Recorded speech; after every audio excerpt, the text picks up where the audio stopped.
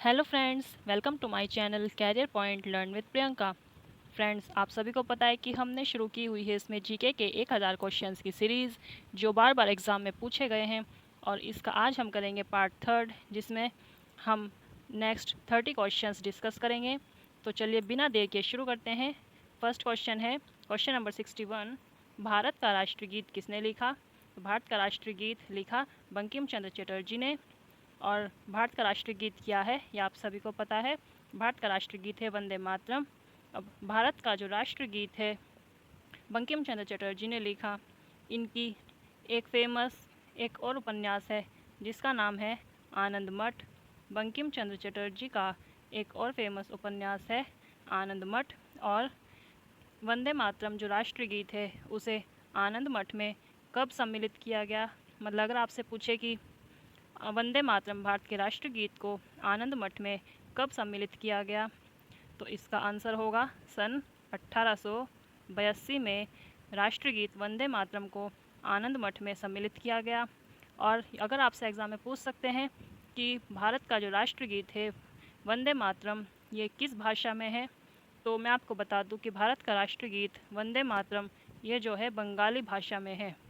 भारत का राष्ट्रगीत वंदे मातरम जिसे सन 1882 में आनंद मठ में सम्मिलित किया गया, यह बंगाली भाषा में लिखा गया है।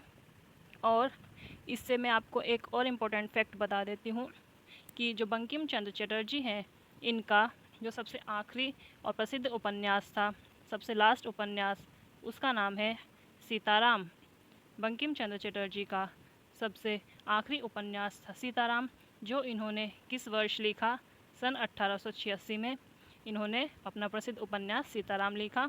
और इनकी जो आनंद मठ है उसमें राष्ट्रगीत को कब सम्मिलित किया गया? इसका सही आंसर है सन 1882 में। नेक्स्ट क्वेश्चन, महात्मा गांधी को राष्ट्रपिता सबसे पहले किसने कहा? महात्मा गांधी को राष्ट्रपिता सबसे पहले किसने कहा? आप सभी को पता है महात्मा गांधी को राष्ट्रपिता सबसे पहले कहा नेताजी सुभाष चंद्र बोस ने। महात्मा गांधी को नेताजी सुभाष चंद्र बोस ने सबसे पहले राष्ट्रपिता कहकर संबोधित किया था। और आपसे एग्ज़ाम में पूछ सकते हैं कि इन्हें नेताजी सुभाष चंद्र बोस ने राष्ट्रपिता कब कहा? तो इन्हें नेताजी सुभाष चंद्र बोस ने राष्ट्रपिता कहा सन 1944 में। और कहाँ पे? सिंगापुर में एक बैठक हुई थी जिसमें नेताजी सुभाष चंद्र बोस ने महात्मा गांधी को राष्ट्रपिता कहकर संबोधित किया। नेक्स्ट क्वेश्चन है, हमारा राष्ट्रीय पंचांग कौन सा है? हमारा राष्ट्रीय पंचांग कौन सा है? तो इसका सही आंसर है हमारा राष्ट्रीय पंचांग है शक संवत। हमारा यानी भारतीय राष्ट्रीय पंचांग है शक संवत। और यह शक संवत कब शुरू हुआ? तो यह 78वीं ईस्वी में, शक संवत 78वीं ईस्वी में शुरू हुआ। और अगर आपसे पूछा जाए कि शक संवत को किसने शुरू किया, हमारा जो राष्ट्रीय पंचांग है शक संवत, इसे किसने शुरू किया? तो इसे शुरू किया था कनिष्क ने।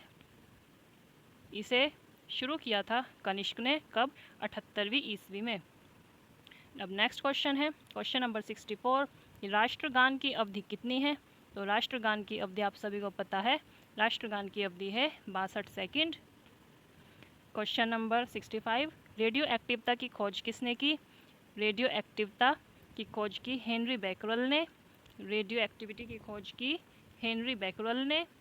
और नाम आया है इसमें हेनरी बैकरल। तो मैं आपको बता दूं ये कहाँ के रहने वाले थे? ये फ्रांस के रहने वाले थे। और इन्हें सन 1903 में नोबेल पुरस्कार, फिज़िक्स में इन्हें नोबेल पुरस्कार से सम्मानित किया गया। हेनरी बैकरल जो फ्रांसीसी वैज्ञानिक थे, इन्हें सन 1903 में भौतिक विषय में नोबेल पुरस्कार से भी सम्मानित किया गया था। Next question 66। पेसमेकर का संबंध किस अंग से है? पेसमेकर का संबंध हमारे शरीर के किस अंग से है? तो इसका सही आंसर है हृदय। पेसमेकर का जो संबंध है वो हमारे शरीर के हार्ट से संबंधित है। इसमें वर्ड आया है पेसमेकर। तो पेसमेकर क्या है? पेसमेकर एक ऐसी छोटी सी डिवाइस है, या बोल सकते हैं कि ऐसा छोटा सा यंत्र है जिसे हमारे हृदय में, हमारी चेस्ट में, हमारी हार्ट बीट को कंट्रोल करने के लिए हमारी चेस्ट के अंदर लगाया जाता है। पेसमेकर क्या है? एक ऐसी छोटी सी इलेक्ट्रॉनिक डिवाइस है जो हमारी हार्ट बीट को कंट्रोल करने के लिए हमारी चेस्ट में लगाई जाती है। और इसका आविष्कार किसने किया?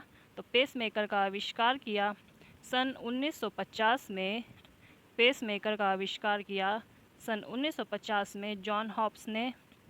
किसने किया? जॉन हॉब्स ने सन 1950 में पेसमेकर का आविष्कार किया। नेक्स्ट क्वेश्चन है 67 की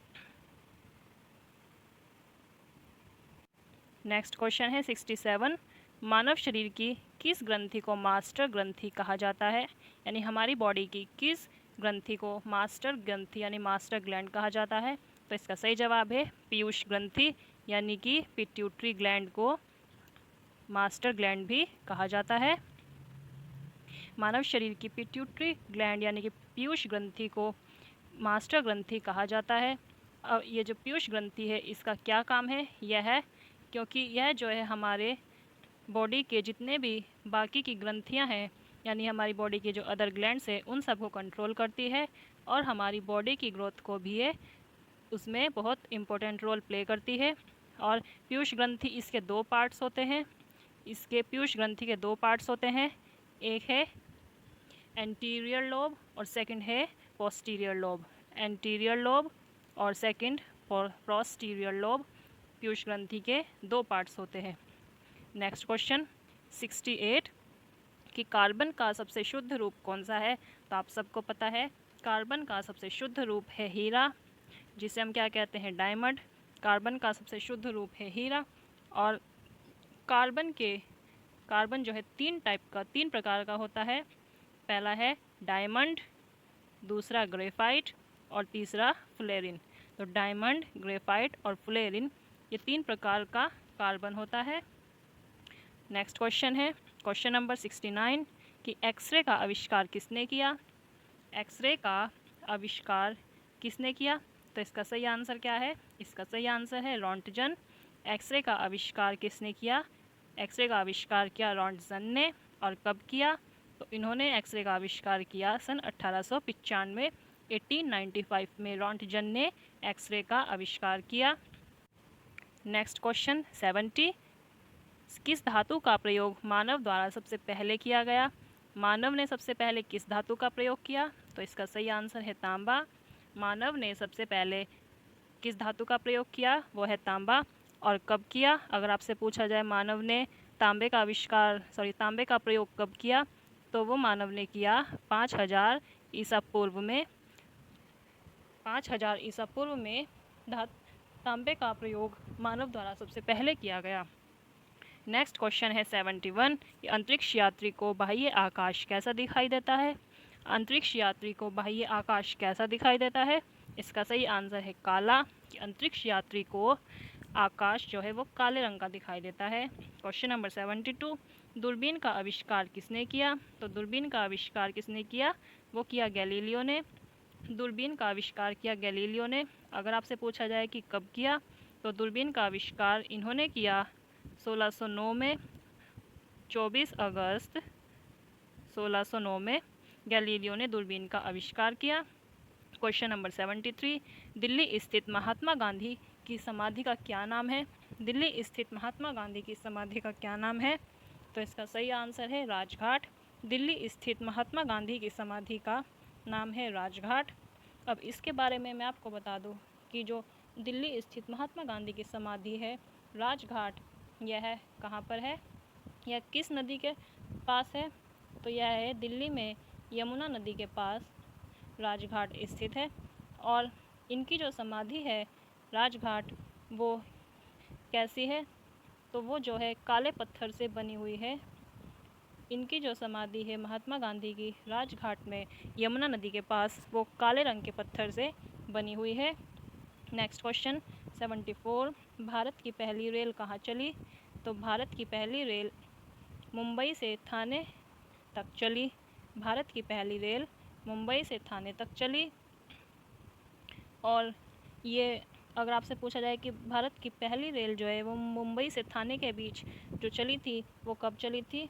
तो वो चली थी 16 अप्रैल सन 1853 में 16 अप्रैल सन 1853 में भारत की पहली रेल मुंबई से थाने तक चली, और मुंबई से थाने तक, और यह सवा घंटे में 33.7 किलोमीटर इसने दूरी तय की।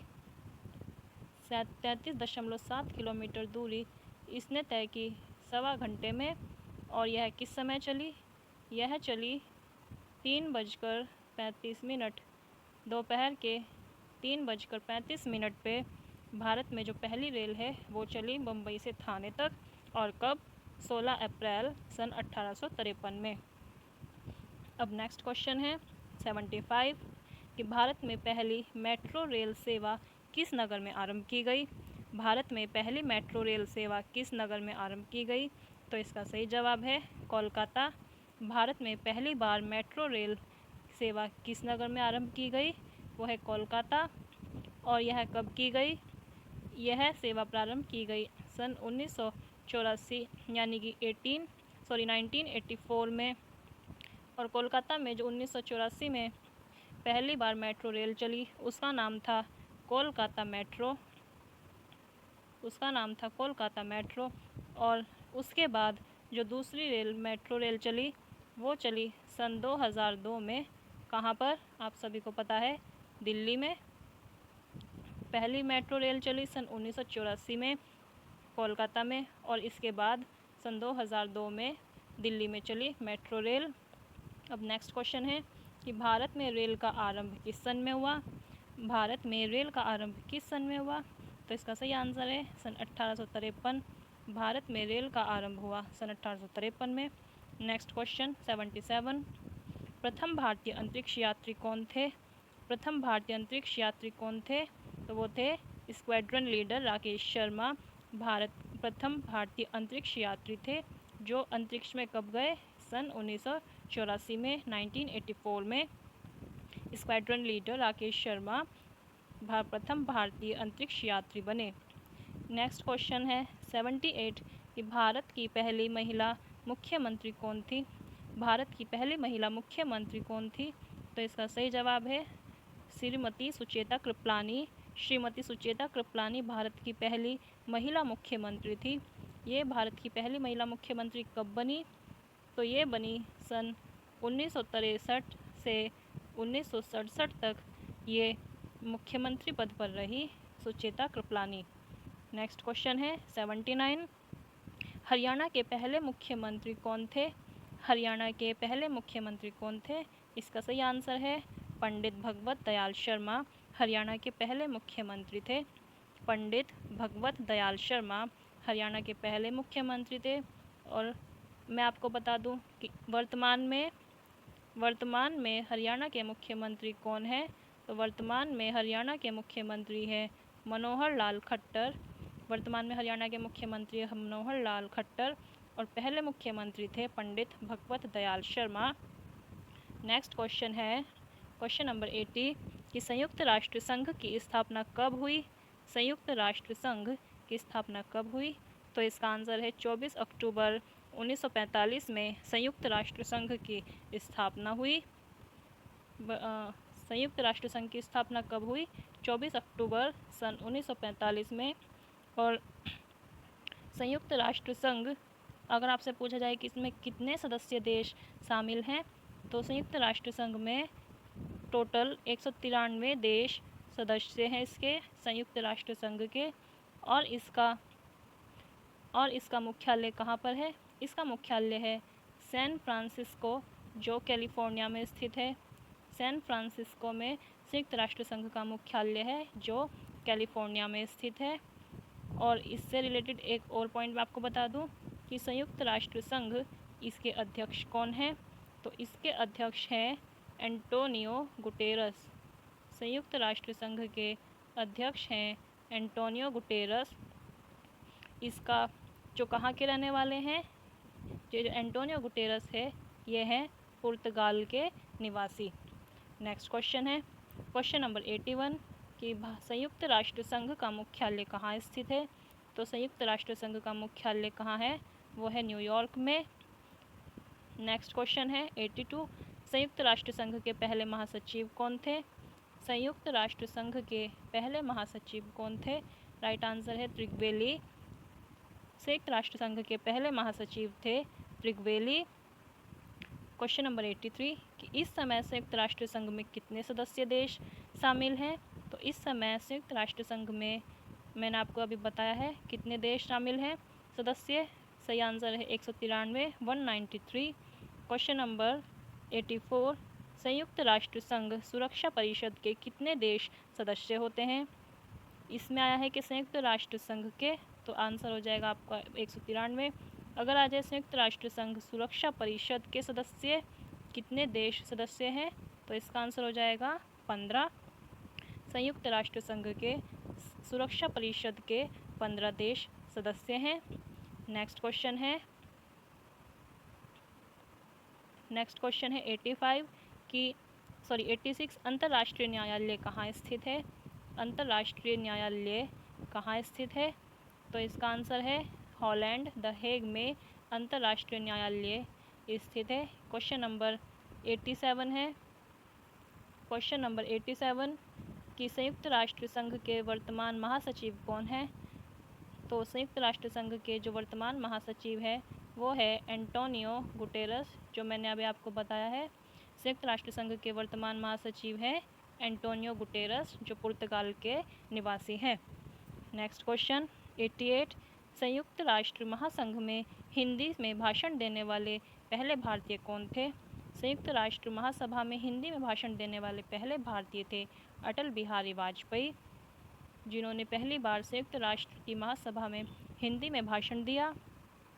नेक्स्ट क्वेश्चन है 89 संयुक्त राष्ट्र सुरक्षा परिषद के अस्थायी सदस्य कितने वर्ष के लिए चुने जाते हैं? संयुक्त राष्ट्र संघ सुरक्षा परिषद के अस्थायी सदस्य कितने वर्ष के लिए चुने जाते हैं? तो इसका सही आंसर है 2 वर्ष। संयुक्त राष्ट्र संघ सुरक्षा परिषद के अस्थायी सदस्य 2 वर्ष के लिए चुने जाते हैं। नेक्स्ट क्वेश्चन और इस वीडियो का लास्ट क्वेश्चन है कि संयुक्त राष्ट्र संघ का 193वां सदस्य कौन सा देश बना? यानी कि संयुक्त राष्ट्र संघ में सबसे लास्ट में कौन सा देश उसका सदस्य बना? तो इसका सही आंसर है दक्षिण सूडान। संयुक्त राष्ट्र संघ में दक्षिण सूडान 193वां सदस्य देश बना। सो फ्रेंड्स, आई होप आपको वीडियो पसंद आई होगी। अगर आपको वीडियो पसंद आई है तो प्लीज़ वीडियो को लाइक करें और चैनल को सब्सक्राइब करना मत भूलें। और हाँ, साइड में जो बेल आइकन है उसे ज़रूर प्रेस कर लें ताकि आपको हमारे आने वाली सभी वीडियोज़ के नोटिफिकेशन मिलते रहें। Thanks for watching this video.